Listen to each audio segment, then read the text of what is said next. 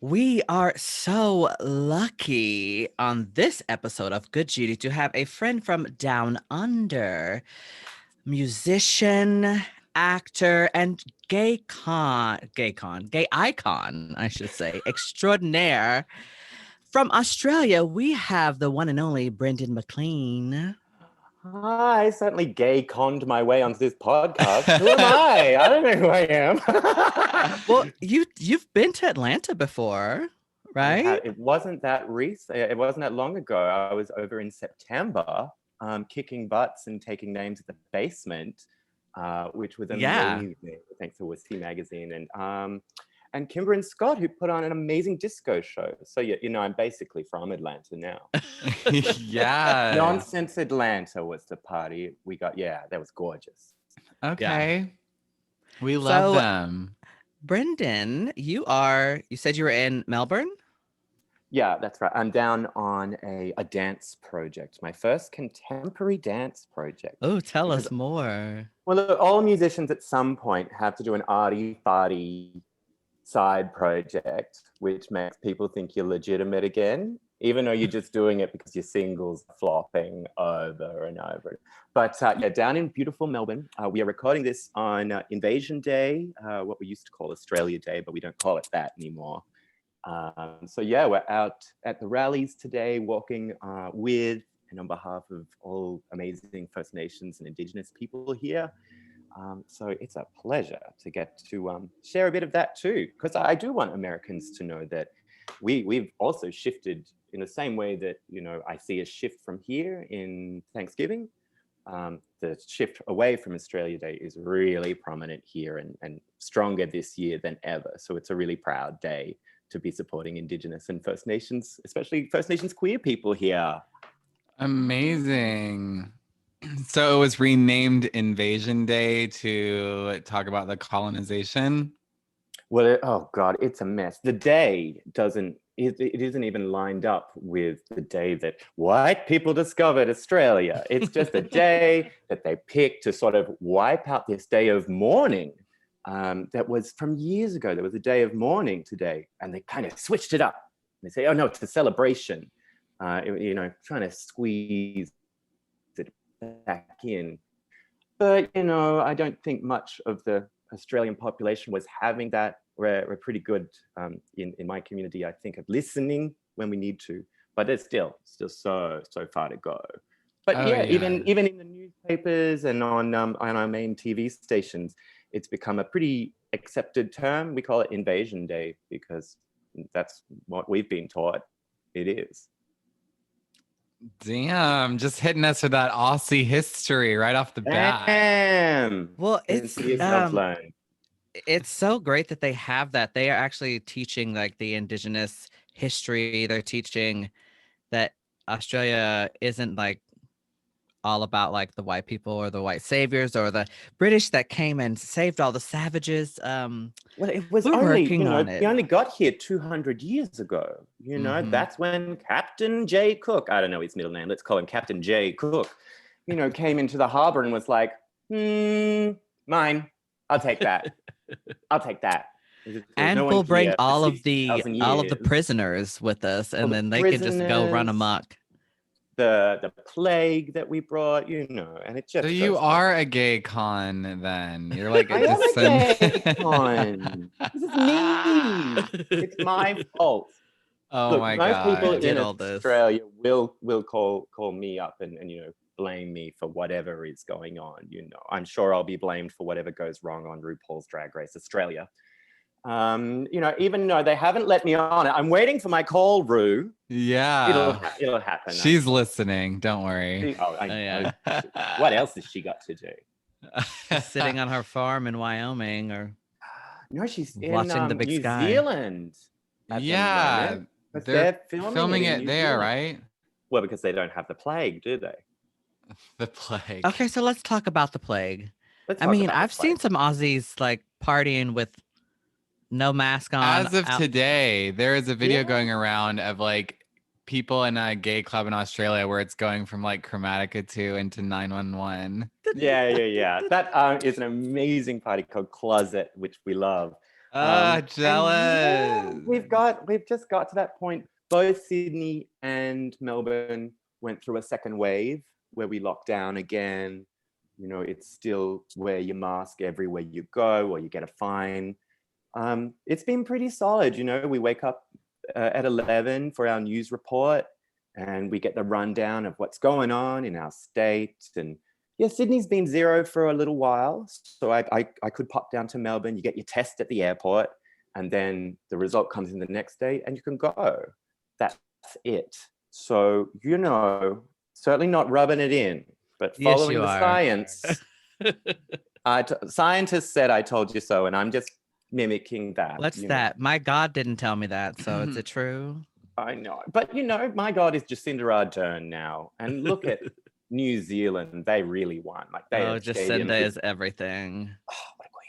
Yeah, they have stadiums of 50,000 people and stuff like that. But we're just sort of we're crowning. People are coming back to the streets. But now I just want that from America and from my friends so I can get back. I know. So we had a show booked for this year in Atlanta that we couldn't do. And that's why you were originally in Atlanta, was part of like an American tour, right? That's right. That's right. And we made what's your history with the music? With the music, with my music? Yes, with your music. Oh Lord. I started as a dancer, actually, a backup dancer in video clips. And then I was like, hang on, I want to act. So I started acting in video clips. I was a horrible actor. But you've been in movies and TV shows, so. Look, being in is, you know, being quite bold. Because if you sneezed during The Great Gatsby, you might have missed my whole scene. I mean, I took an ex-boyfriend to the premiere of The Great Gatsby. I hadn't seen the final cut. Now, a friend had told me my character was well excised in the film. And I didn't know what that meant. I thought it meant well exercised because I'm dumb. And then I read the New York Times and it said my character had been entirely excised from the film, not exercised in the film. I was not in it. And then we saw my scene and I play the organ for a second as Klipspringer. And I remember my ex turning to me and just going, so proud of you. And you had the best sex of your life that night. My song was cut from the movie. My lines were cut from the movie. Oh God. Yeah, thanks, Baz Luhrmann. I'll be waiting for the call for Elvis. It's Baz Merman. Kind of. Yes. Hey, bigger opportunities. But you still get that check for the movie. So yeah, I know. That's nice of them. And you know, then when I sucked at acting, I realized that people like make music seemed happy when they make music themselves. And I tried that. I just started playing piano by myself and it suddenly felt like I wasn't alone at home. You know, music's something I do to have company when I'm alone. If I start playing piano, it's like there's somebody in the room with me. So I finally found this creative thing that I didn't want anything more than the joy that it brought me. And, you know, it shouldn't be any surprise to any creative listening to it. That was exactly the moment when things started rolling, because it wasn't a choice. I can't turn off music now. It's in me. I love making pop music. I think pop music's one of the most magical things in the world. It's like a sweater that everyone can wear, you know. I love making, I had a complicated record last year. It was very sad and gloomy, and that felt more like I was making like a haute couture outfit for 3 people, you know? And it looked great on those 3 people. Mm-hmm. But when you make a great 3.5 minute pop song, it feels more like a gift. It feels more outgoing than that. So, you know, missing that vibe during COVID, especially for the queer community. Like, we gather under the umbrella of pop music and dance music. And so not having that was just, I mean, I know you're still feeling that, right? You can't see each other. We did, Kylie did grace us with her presence this year, which was, she's my queen. Well, she's everyone's biological mother in Australia. We all come from Kylie Minogue.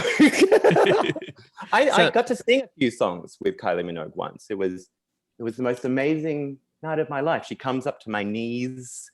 Is she that short? She's so short. But she was like, "Hey, has anyone I'm a bit phlegmy. Has anyone got like a whiskey shot or something?" So cool. I loved her. It was myself, the presets, and Kylie Minogue, and I think I peaked, and it's all been downhill from there.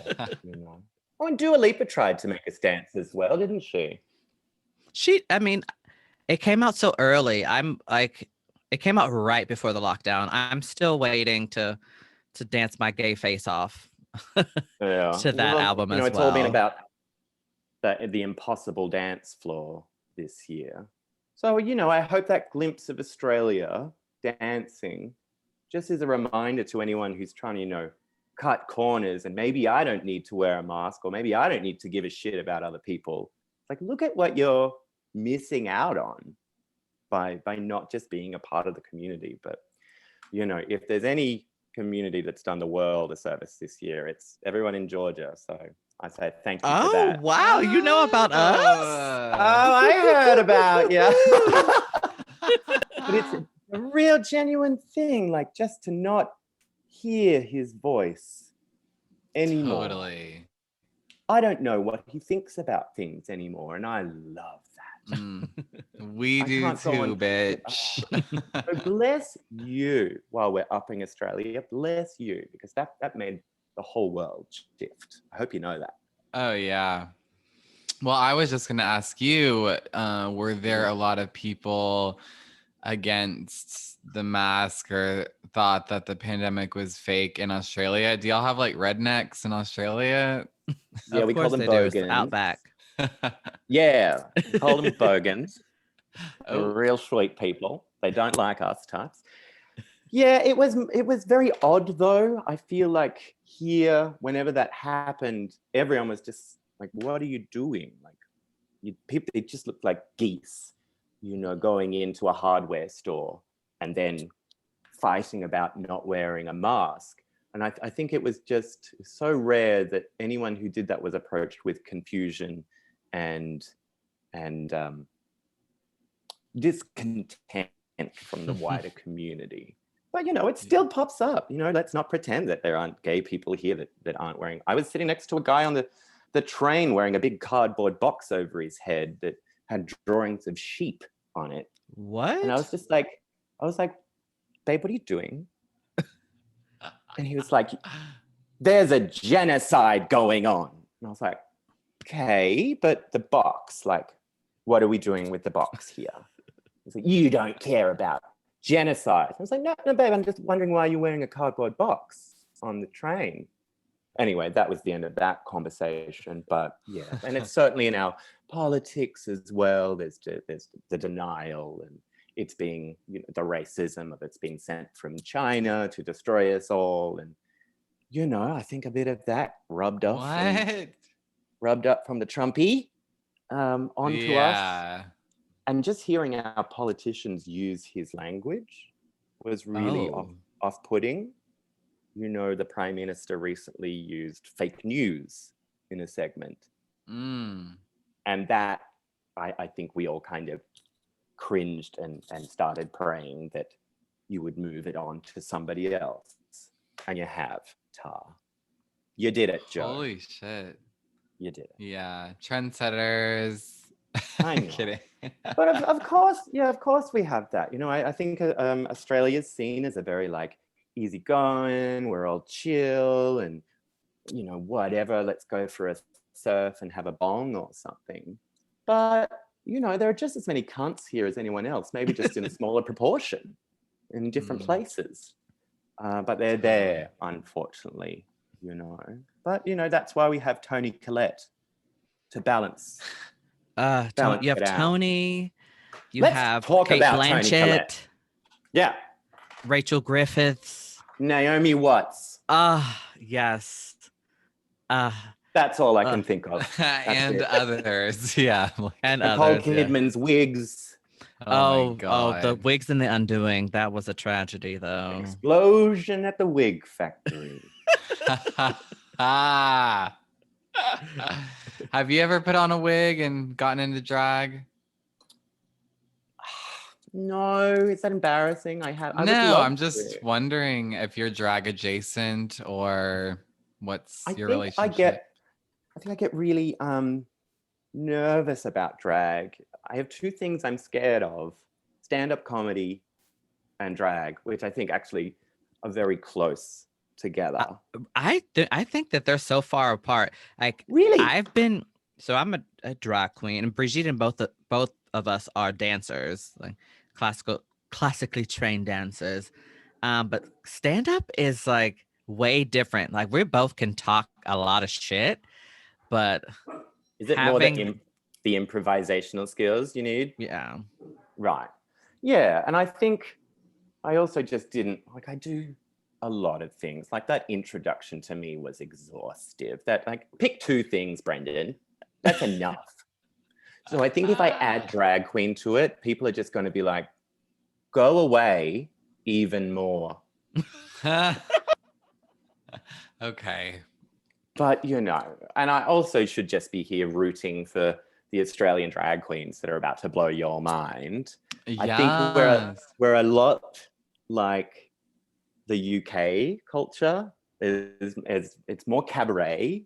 There's a lot of that classic grotty drag queen still around here. I don't think we've quite taken up the branding of each drag queen in the same way it's possibly just being done on the TV show, you know. But you tell me, I don't know if that RuPaul culture has spread to all clubs. You know, maybe it's just because it hasn't started here. Maybe once RuPaul Australia kicks off, I'll be seeing catchphrases everywhere and oh my knowing, god, you know, more about the person's backstory before I've even seen them do a dance or something like that, you know. Maybe it'll catch on, but right now we're still pretty gross and festy type performers. I'm expecting a lot of weeping, oozing pimples. Did they announced the cast? Stuff. I don't think so, but you know, we're such a small country that it's pretty obvious when the regular drag queen has suddenly just gone missing for 3 months, and that, you know, they check in New Zealand, and it's like, I think you're going on the show.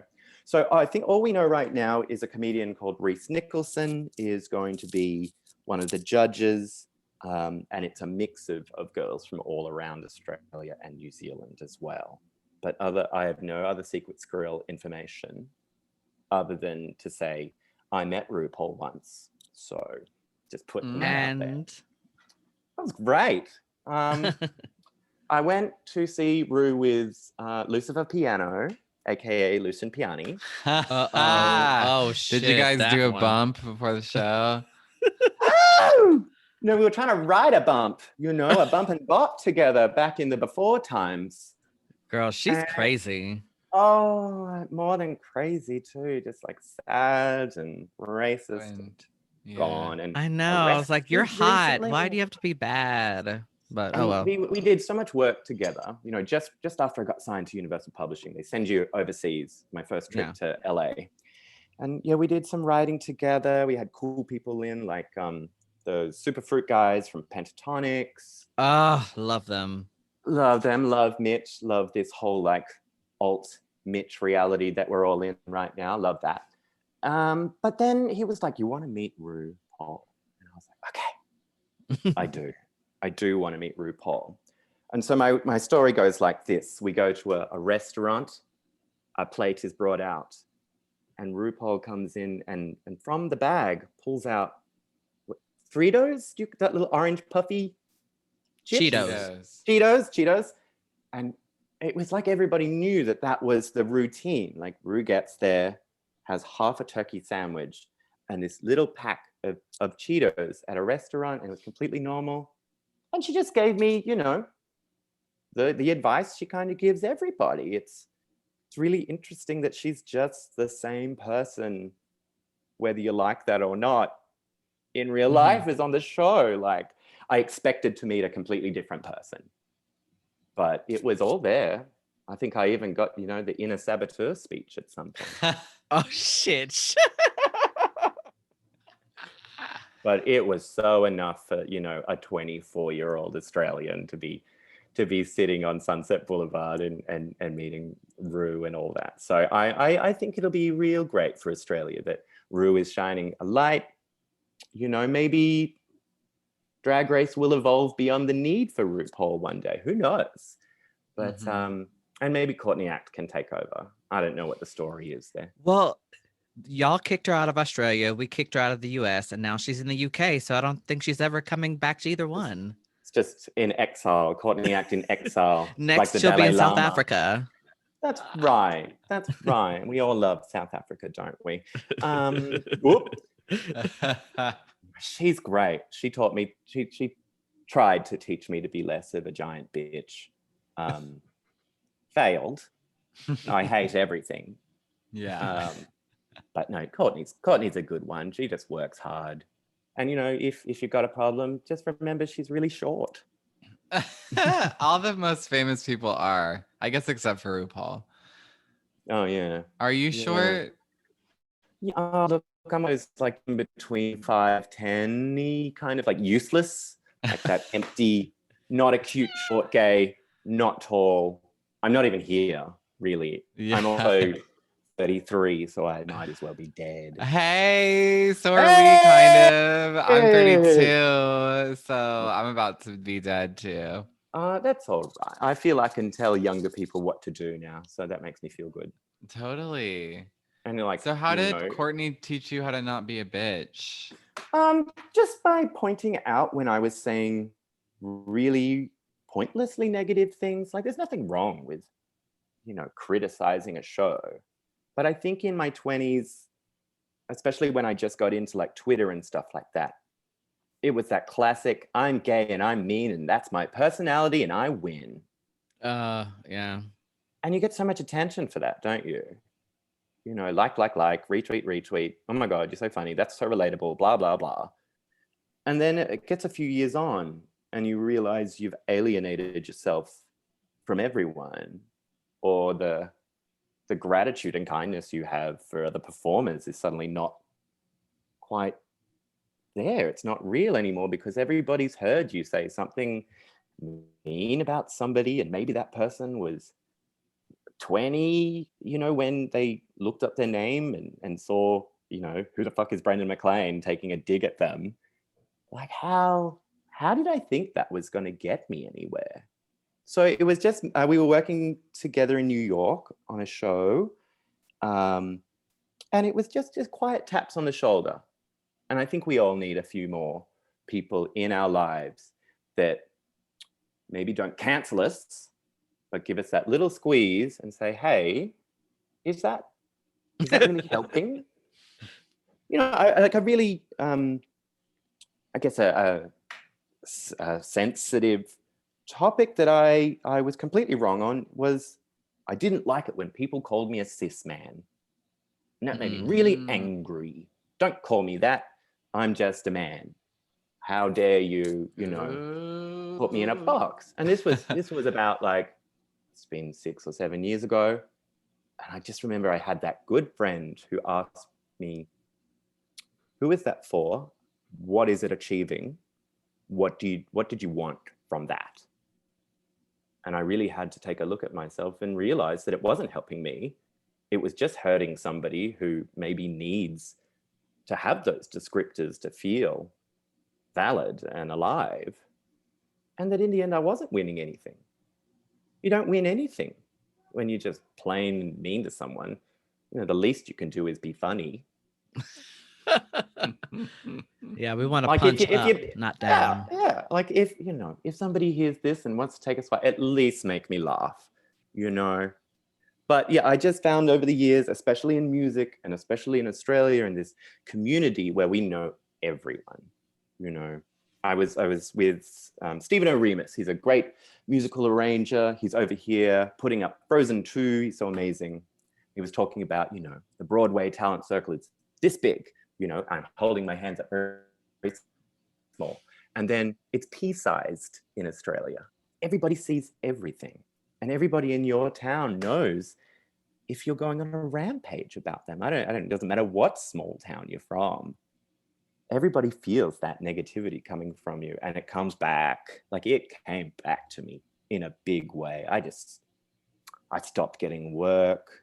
I stopped easily working with different producers, all because I put this like bitterness out there. And I'm not one of those I'm not a lovely entertainer. I don't post lovely, nice. I hate lovely people. Like, not everyone's song is good.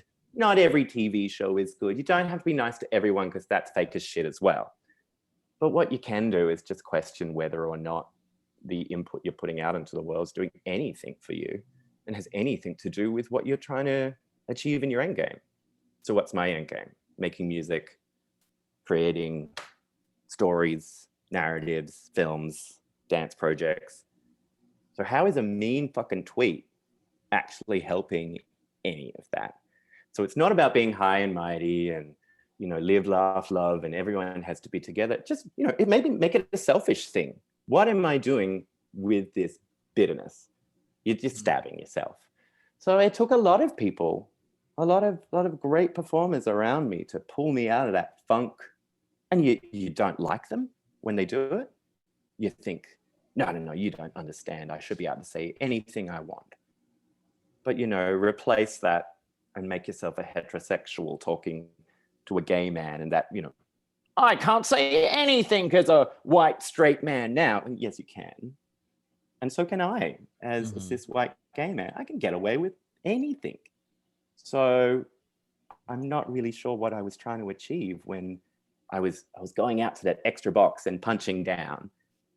All you got to do is look up. And yeah, I think that's what I miss about being surrounded by queers at the moment, is we're pretty good at checking in with each other and going, yeah, babe, you're punching the wrong way.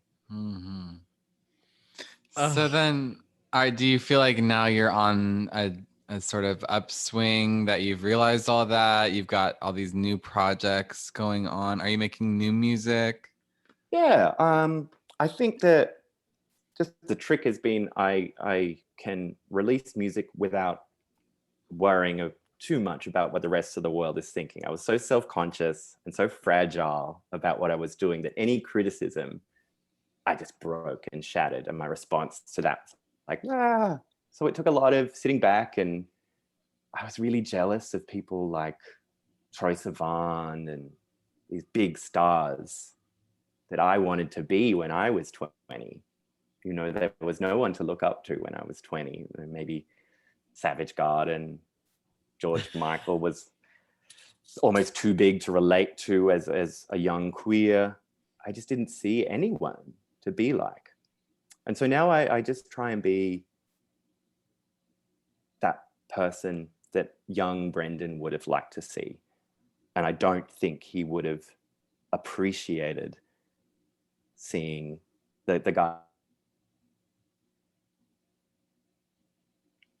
And it takes a bit of stepping back, and it takes a lot of eating humble pie, but I think we got there. I think we got there. Wow. Yeah, and when you start focusing more on your own projects and less on everybody else, the jobs start coming faster. The friends start coming back. I have a partner who loves me because there's room in my life for love and for joy, but there wasn't. There wasn't when I was angry at the world for not making me famous. You know, how dare you not look at me all the time? You know, I'm the protagonist of the whole world. In your story, you are. That's right, but not in everybody else's. There's room for somebody else in my story too. And I think that's just made me a nicer kind of person, whether or not I get all those people back that I hurt, whether or not anybody forgives us for what we've done in the past. That's really none of our business. All I can do now is write great music, try and put my messages in the music, and be, the most exciting faggot I can, and Yes. make amazing art that either makes you dance or shocks you into thinking. excites you about being queer, because being queer is so exciting. You know, our history is so magical. And, you know, that's what I did with, and why I think House of Air, you know, my poopy video went so well, because it was about queer people being unashamedly joyful, which is also what pisses so many people off. They hate seeing us happy. They hate seeing us succeed and do what we want. So just focus on that. You'll get all the attention you want if you are joyful and unashamed with your queer art. You know, you don't need to poke that bear. Trust me, they'll find you. They will find you. Oh, they will. The people who want to be bullies will find you no matter what. So I just, you know, check that Twitter feed, look at it, close it, write it down on a page, and, you know, maybe think before you attack somebody who is either still on their learning process, which I think is a really big thing this year, is all of us being like, okay, you're learning. I'm going to help you along and not push you out of the community. When Harry Styles wore a dress and everyone got pissed off because he wasn't the first person in history to wear a dress. Like, come on, pull people into the community. So it's all of those lessons. And there's still, I'm going to fuck up again. I'm going to stuff up again. You know, don't worry about it. We all are going to stuff up again. So this very clear dictation of how my life got better is probably going to come back and bite me eventually.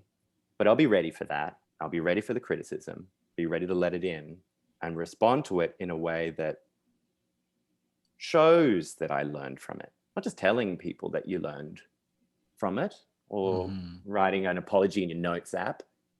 Like, just sit in that criticism for a minute and see if it's something to do with you that you can quietly look inside yourself and move forward and create more queer joy and upset the establishment, because that's way more fun than finding somebody else in the community and tearing them down. Yeah. So I think, that answer feels right. That feels right. I think I learned something. Yeah, like hitting us with the knowledge tonight. Yes. That is so insightful. This is what happens when you come on a podcast with coffee instead of vodka. I'm sorry. Oh yeah, and also your day is just starting. So. And very like, Brigitte, it's summertime there. I'm sweating. Yeah, they're on the southern hemisphere, baby. It's summertime, and we're in the fucking winter. Well, it was what's 41 degrees Celsius? Wasn't it like the hottest day today? 110. Yeah. It was 4 million degrees Fahrenheit, I think. Okay, I've experienced that. Yeah, it's tough. I'm a sweaty girl right now. I'm sweating on this sweaty girl. Okay, well, unfortunately, you know, we can't talk forever, although I feel like I've known you forever. I know. So how can people like see this amazing dance project that you're working on or hear your upcoming music? Where can they follow you on social media? Just all of those little plugs before we have to say adieu. All those little plugs. Everything is Brendan Maclean in my life. Facebook, Brendan Maclean, Twitter, Maclean, Brendan, all that. But, you know, get on the Spotify. I've just popped up a new song called Sensational. And it's pretty good. And the dance project, you won't be able to see that unless you're in Melbourne. No, leave that out. I haven't finished it yet. But if you haven't seen me being pooped on, houseofair.info. I really want you to take this to somebody if you're listening. If you listeners at home, if you have not seen me get pooped on, I want you to take it to somebody that you love and sit with them in that moment and really take in the criticism and what it means. So the question is, was that real or no? Well, it really came out of a butt. But the trick, my friends, there's a little bit of oats and a Snickers bar. And you squish it up. There we go. And you put it in the freezer. And with just a little bit of homemade lube, slip it gently up the bottom. We shot that 3 times. Three times? 3 times. So if you watch past the credits, you see the rest of the day fall out of him as well. Very John Waters. Okay. Oh, honey, that's my whole life. Oh, thank you so much for having me. Thank you for being here. That went by in a snap. Oh, It did. It was just like coffee with an old mate. I know, a little enema, a little quick enema. Yeah, let's get some Aussie slang. They say keen. Are you keen on it? I'm super keen on you, babe. Yeah, babes. Super keen. Taking the piss. You guys know that? Yeah. Taking the piss. Fair shake of the sauce bottle. You know that one? No. That looks like a cum. How do you? Yeah. Shake weight. Fair shake of the sauce bottle means, you're giving someone a chance. Fair suck of the salve means maybe somebody's stuffed up and you're giving them. You're not cancelling them. So hungry I could eat the ass out of a flying duck. Oh, I'm gonna have to use that one. You can use that one. But just valet, R.I.P. Steve Irwin. That's how we greet each other. And Sheila is a real person. Sheila is a real person. I didn't know that. What we call Sia now. That we yep. Yeah. We just call her Sheila, so nobody gets upset in the room. When Sheila's swinging from that chandelier, I'd love to see that. Love to see Sheila from the chandelier. Hey, Sheila's on the chandelier again, love. Give her a fair shake of the sauce bottle. No, did you see the casting? Oh, we talked about it already. We're not shaking the sauce bottle for her anymore. Sorry, babe. God. Pull that wig further down. Oh my God. Okay, so we need to have. Wait, what was I saying this. about me being nicer earlier in the Right? You cunt. See what I mean? There's still some bitterness in here. Don't you worry. And I'll see you guys next year or this year if it all sorts out. Yes, we cannot wait to have you in America. And we'll have to go down under. Come down under, please. It's beautiful here. Oh my but God. not to the bush. Don't go to the bush or you'll die. No. Okay. Immediately. Yeah. Well, thank you so much for joining us, and we cannot wait to see your next world tour and everything. Thank you. Yeah, I'll be back soon. I promise. I love you.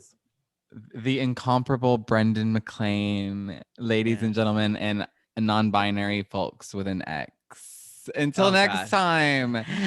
Bye, Judy. Cat.